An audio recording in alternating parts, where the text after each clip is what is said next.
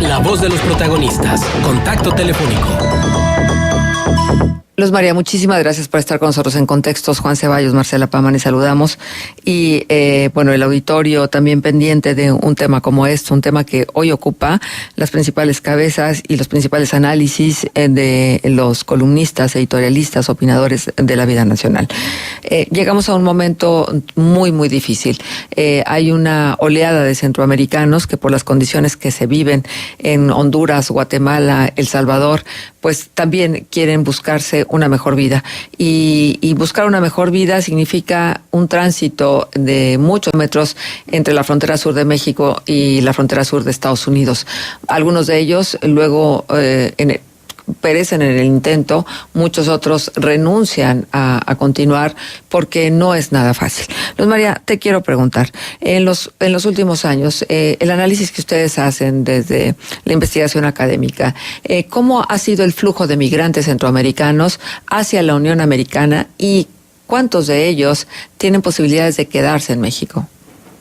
Sí, buenos días, muchas gracias por la invitación. Bueno, pues sí, como efectivamente ustedes señalan, es un tema pues que produce ámpulas, sobre todo por el contexto que se está viviendo en nuestro país, pero también en el propio país de Estados Unidos. Anteriormente, hasta hace 3 años, todos los migrantes centroamericanos, su primer país como destino, pues era Estados Unidos.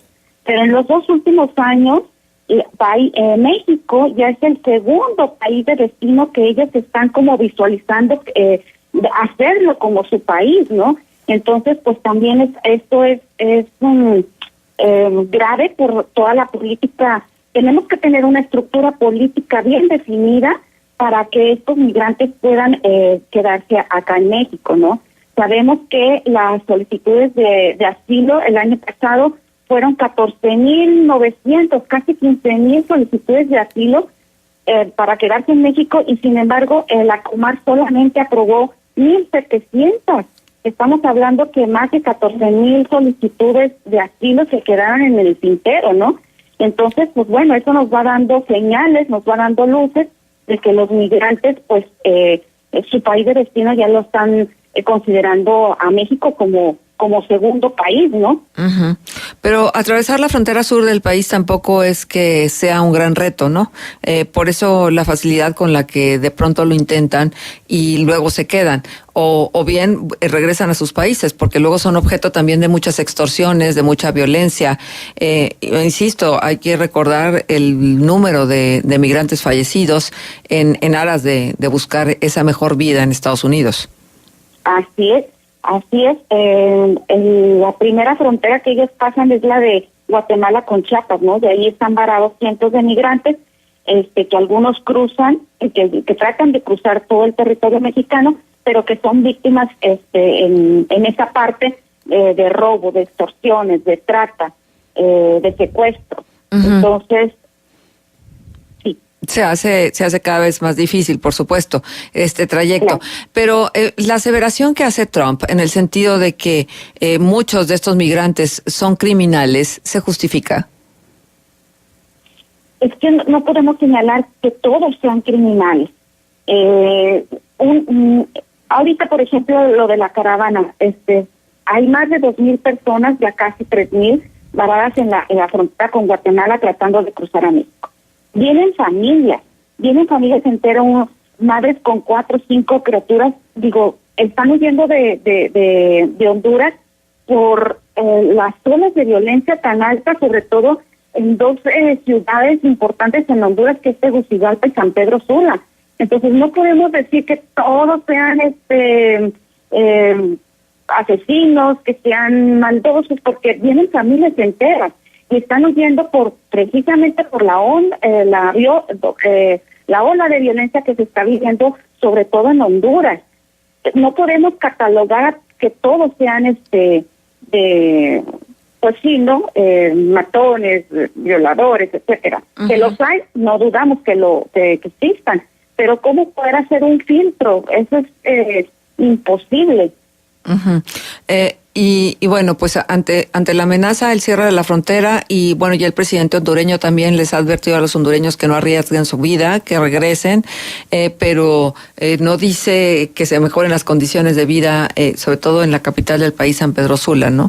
Y la verdad es que habría que meterse a revisar qué es lo que está sucediendo en Honduras, porque luego estamos tan cerca y a la vez estamos tan lejos. Ocurre como nos pasa acá en México, hay muchos Méxicos, y en América hay muchas Américas, es decir, Estados Unidos y Canadá son el privilegio, México, tal vez Argentina, Chile, pero luego hay una cantidad importante, Brasil mismo, una cantidad importante de países que se han quedado prácticamente en el subdesarrollo. Así es. Creo hay una cosa muy importante que las estructuras políticas sociales de estos países, sobre todo las del Triángulo Norte, que lo conforman Honduras, Guatemala y Salvador, pues las estructuras políticas no han asegurado a su población las condiciones sociales y económicas para que la población se quede en esos países, ¿no? Uh-huh. Entonces creo que también hay que revisar eso. El gobierno estadounidense pues apoyó de manera económica, extrajo todas sus riquezas de estos países, que ahora que están pues valga la redundancia, en una condición precaria, pues la población trata de salir, precisamente porque sus gobiernos no aseguran las condiciones políticas, sociales, educativas, económicas de su población. Uh-huh. Entonces, el derecho, la Convención Americana de Derechos Humanos señala en el artículo 22 que toda persona tiene derecho a salir libremente de su país buscando las mejores condiciones para su familia, ¿no? Entonces, ¿qué es lo que están haciendo ellos? Buscar otras alternativas de sobrevivencia porque su propio gobierno no lo promete, no lo asegura, ¿no? Sí. Ahora, según el Observatorio Nacional de la Violencia de Honduras, la tasa de homicidios por cada 100,000 habitantes en esa ciudad se redujo de 107 a 52.5% en solo 12 meses. Y bueno, hay que recordar que San Pedro Sula está considerada como la ciudad más violenta, más peligrosa del planeta. De 2011 a 2014 sucedió esto. Y ahora ocupa el tercer puesto de la lista hasta el número 26. Entonces, bueno, pues se han hecho los intentos, pero ¿qué le significaría a México que, según lo ofrecido por Andrés Manuel López Obrador, se les diera una visa de empleo a estos migrantes hondureños?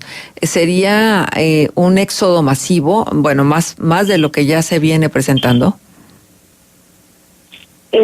Pues es una promesa bastante prometedora, ¿no? Primero, pues tendría que definirse qué programa. Tendría que estar muy bien claro y definido ese programa de visas de trabajo. La COMAR, que es la Comisión Mexicana para Atender a los Refugiados, lo que yo le señalaba ahorita, ¿no?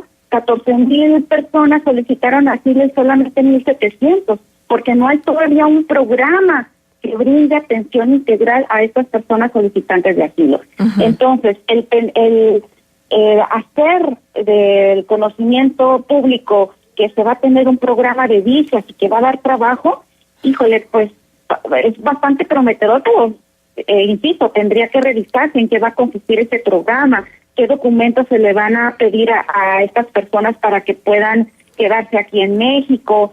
No sé, lo veo algo complicado porque pues se tendría también que definir las estructuras nuestras como para brindarles pues trabajo y visa y no solo a los hondureños, a todos los centroamericanos. Nicaragua, pues todo lo que está pasando en Nicaragua, Salvador, Guatemala. Entonces creo que sí es bastante prometedor un programa, porque se va a venir ahora sí que sí un éxodo de bastante población centroamericana acá en México, ¿no? Aquí la pregunta es si hay una cantidad importantísima de mexicanos que no tienen trabajo, ¿cómo es que tenemos la capacidad de ofrecerle trabajo a quienes no son mexicanos?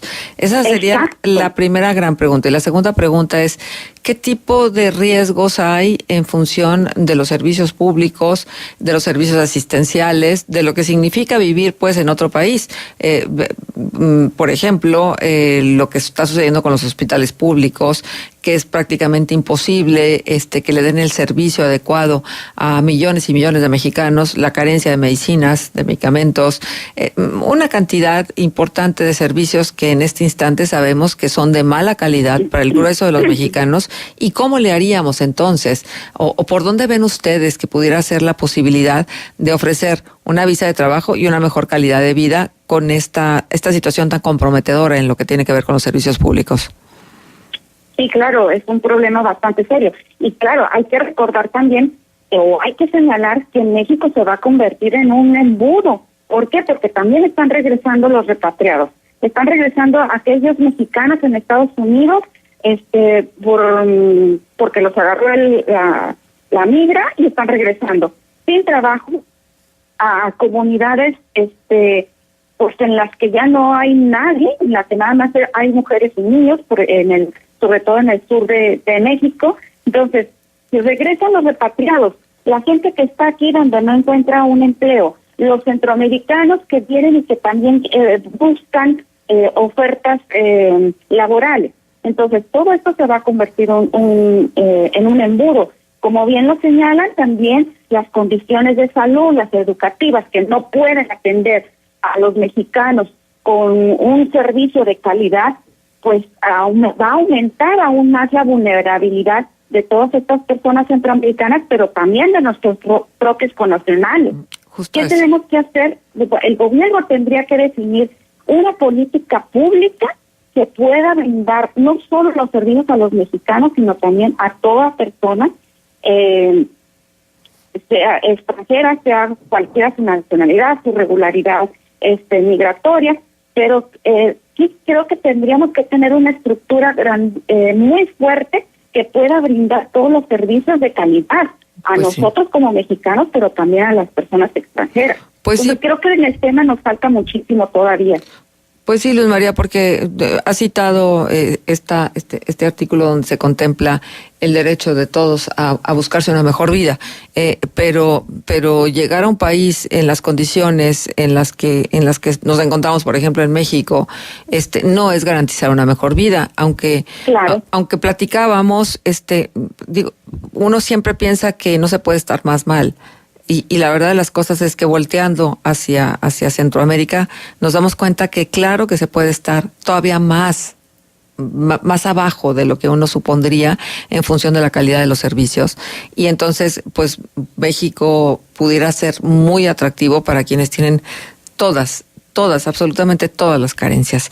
Bueno, pues vamos a ver en qué termina esta historia. Muchísimas gracias, Luz María, por contestarnos la llamada y por ofrecernos tu opinión en relación a este tema. No, al contrario, muchísimas gracias a ustedes, y bueno, pues vamos a esperar a ver cómo nos va con el secretario de Estado Mike Pompeo, que en estos días tiene entrevista con el presidente Enrique Peña, con Videgaray, con Marcelo Ebrard, sobre este tema, ¿no? Bien, pues vamos a esperar. Muchísimas gracias, Luz María López, coordinadora del Centro de Servicios y Promoción Social y del Programa de Asuntos Migratorios de la Universidad Iberoamericana. Gracias. Gracias. Hasta luego.